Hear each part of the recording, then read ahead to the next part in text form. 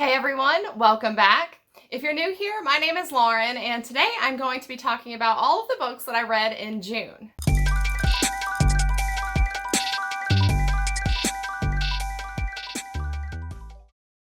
So I am not going to candy coat this. June was not my greatest reading month. The things that I didn't like kind of outweighed the things that I did, so it is what it is this month. Grand total, I read 2,089 pages. I started 7 books, DNF'd one of them I didn't even read enough to call it a DNF, and then 5 of them I completed. As far as star ratings go, I had 1 4.5 star, 1 4 star, 1 3.5, 2 3 stars, the DNF, and I guess I'm just gonna call it a kind of a non-starter book. Just to get that out of the way very quickly, that was 16th Watch by Mike Cole. The reason I'm not calling this a DNF is because I only got about 40 pages in before I just realized this is not the book for me. I'm not even really going to talk about it other than that. I have to read a little bit more than that to consider a book a DNF. So it's just a book that I drew, and just to me, I didn't read it. I didn't DNF it. I nothinged that book. So moving on from that, these are all, I don't think that anything I read was bad. The things that didn't work for me just didn't work for me. As I go through these, I'm definitely going to tell you the high points of each of these, so you can make up your mind for yourself. Please take my opinions with a grain of salt, as usual. So let's just jump right into it and talk about everything I read in June. So as usual, I think I'm going to start from the book that I liked the least and work my way up to the book that I liked the most. And the book that I liked the least, the book that I DNF'd, was The Traitor, Cormorant by Seth Dickinson. This is a fantasy novel, and I believe that this is the author's debut novel. This book follows a woman named Cormorant who lives in this little island village, and this village is sort of conquered by what is called the Empire of Masks. They pretty much overwrite the culture of this island and make certain customs on this island illegal. And this is basically a revenge quest novel, which I'm starting to realize is not my favorite trope in books. So that is definitely just a personal thing. If you love revenge tropes, you may really enjoy this book. But for me, it just kind of wasn't really my thing. I ended up DNFing this at 38%, which I feel like is a pretty fair shot. This book really just kind of got off to a rocky start for me because sort of this catalytic event that causes the main character to want to seek revenge was very rushed, and because of that I never truly bought into the plot of the story. The story itself was a little slow and disjointed, which kept me from getting truly invested in what was going on. And pretty much the final straw for me that I just sealed the deal on not wanting to continue with this book was that the main character, Cormorant, was a very unlikable character, which I don't have problems with unlikable characters. I don't feel like you have to like every character in a book to enjoy a book. However, I feel like for a revenge quest, it's pretty important that you, at the very least, have some sort of emotional connection to the person seeking revenge, so you can really kind of get behind them and root for them to succeed in that venture. Cormorant was just so unrelatable and unlikable for me that I just never bought into it. I never got invested in it, and yeah, it just really didn't work. It just really didn't work for me because of that. The next book up the list was Velocity Weapon by Megan O'Keefe. This is a sci-fi novel, and it is a space opera.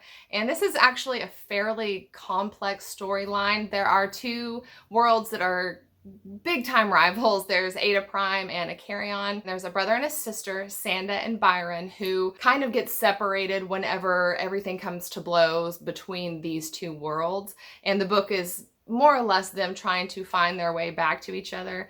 That is a very basic overview of this book. The book is, I wouldn't say twisty, but it has a pretty good handful of twists in it, so giving too much away might ruin it for you if you are interested in reading this book, so I'm just going to leave it at that. I ended up giving it 3 stars, but overall I feel like it was pretty middle of the road for me. This is a 3 POV book. The POVs, one of them is Sanda, the other Byron, and the third is a character named Jules. Sanda's POV is really fun and interesting. Byron's, it's all right. And Jules, I did not get the point of that perspective really at all. It never really tied back in to the other two. I checked out both the ebook and the audiobook on Libby and did an immersive reading, and the audiobook was actually very, very good. The narrator did a great job of really fleshing out all the characters and giving them very distinct voices, which was nice because this book has a pretty large cast of characters, so that helped kind of breathe some life into the story. One thing that I did really enjoy about this book though is that it has an emergent AI in it, like a android type character who I feel like was written pretty well, and I don't know, I just like AI characters in books, so that worked pretty well for me. And also I think that the writing style was pretty good. Though I thought this book was pretty middle of the road, I would definitely recommend it to you if you like books that are space operas, you like books with good, strong AI characters, and stories that have a lot of twists and turns. All right, and the next book up the list is The Lake of the Dead by Andre Bierke. My friend Leslie over at the Nerdy Narrative, she has a book club called Wine and Crime Book Club. This was the June pick, so I decided kind of last minute to pick it up and read it, and read it very quickly over the course of a couple days. There was a live discussion. If you want to watch that, I will be sure to link it down in the video description box below. There were definitely some varying opinions on this book, different ratings. Everyone kind of had some different ratings on this, so it was a very, very fun discussion. This book is actually a very well-loved, well-regarded book in Norway, I believe, and this is a translated work. It was written in 1942, and it's really just a thriller, a pretty pure, simple thriller. The story is kind of informed by this legend about this cabin called Dead Man's Cabin that has this sort of grisly tale associated with it. And one of the characters in the story decides to go and visit this cabin and go hunting out here in the woods in this cabin, and ends up dying under suspicious circumstances. And so his friends and his sister trek out to the cabin to kind of investigate, and of course crazy stuff happens from there. So this book kind of had some stuff really going against it. The main thing being that it has not aged well at all.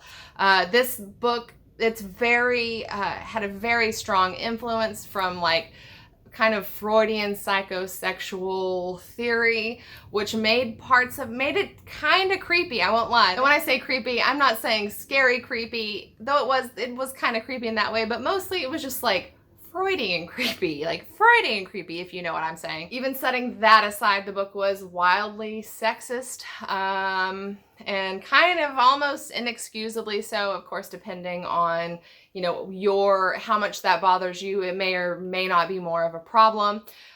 So I don't know. I think that's all I'm going to say about that. Setting those big problems aside, the book did have some good things going for it, for me anyway. The book had a very strong, like, dark and stormy night vibe to it, which I absolutely love. I know it's kind of cliche, but I just really enjoy a good dark and stormy night story setting. Also, there were a couple of characters in here that I found really fun and interesting to read about. There were a couple that were so bland I couldn't really tell you anything about them other than their names, but there were a couple in there that I really liked. I don't know. I ended up giving this book 3 stars. The 2 I took off of there absolutely for like how offensive certain elements of this book were, but it got brought up a couple stars because of the vibe and the setting of the book. It was very atmospheric and really fun in a lot of ways. Next up, we've got The Binding by Bridget Collins. This is a fantasy novel, and it is set in a world where people are able to rid themselves of their painful experiences and memories by having them bound into books.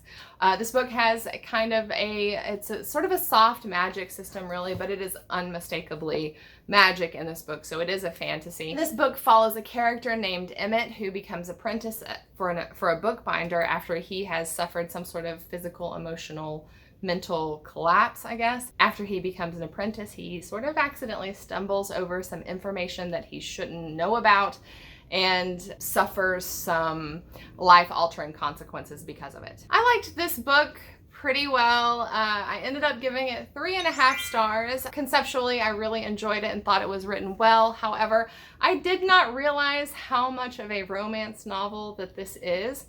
It's not just over-the-top bodice-ripping romance, but This is a romance novel, like no mistake about it, no mistaking it. This is a romance novel.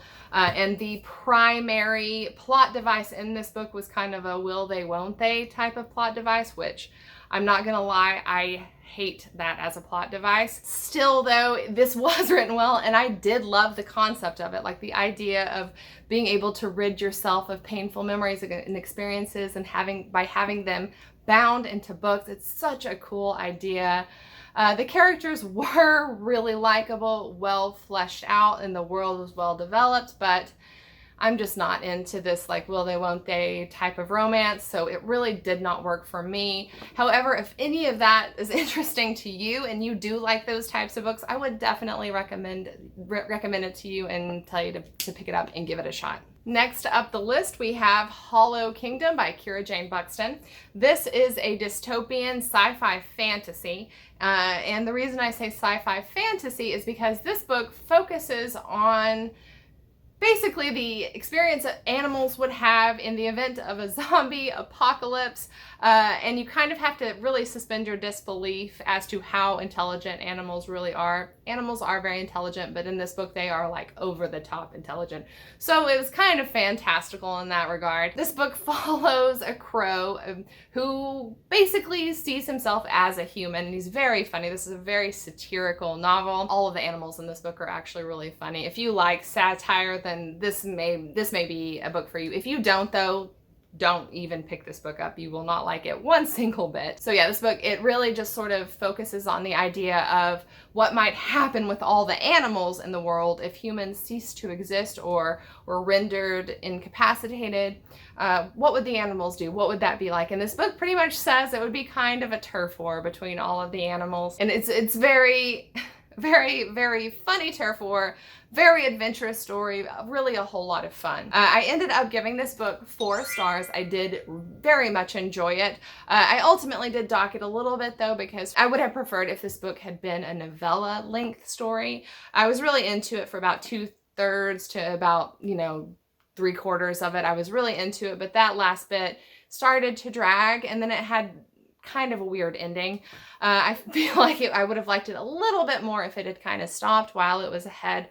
Nonetheless, this was a very enjoyable book. If you like very animal heavy stories and you like satire and kind of like a zombie apocalypse type of setting, you may really like this book. So yeah, 4 stars for me for Hollow Kingdom. So the final book up the list, the book that I liked the most in June, is anyone surprised that it is Words of Radiance by Brandon Sanderson, the second book in the Stormlight Archive. I've been doing a Stormlight Archive read along, reading one book in the series per quarter. So I was reading this for all of April, May, and June, and finished it up at the end of June, and absolutely loved this. I don't want to go into too great of depth about this book since it is the second one in the series, but if you are unfamiliar with the Stormlight Archive, this series is set in a world that the magic system is basically fueled by storms.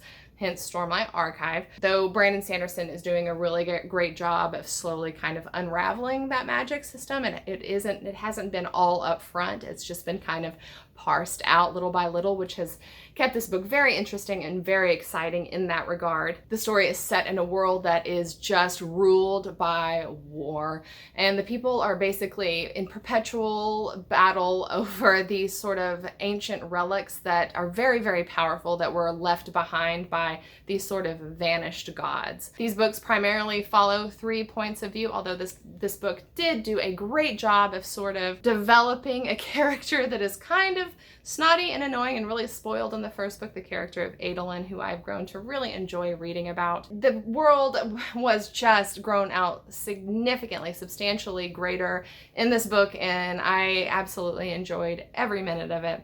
However, I will say I am of the very unpopular opinion that I liked The Way of Kings better, though I did absolutely love this. I gave Way of Kings 5 stars. I am giving Words of Radiance 4.5 stars. We're going to be having a live a live discussion over this book in mid-July, which I will put the date and time right up here if you are interested in watching that. I am very, very much looking forward to discussing this here in a couple of weeks. So I hope that you will watch that when that happens. This series, I am absolutely loving it so far, and if you have ever had any interest in picking up the Stormlight Archive, I would really encourage you to do so. It's an investment to get into these books, but they will suck you right in, and it is worth every second of it. So yeah, absolutely loving the continuation of the Stormlight Archive.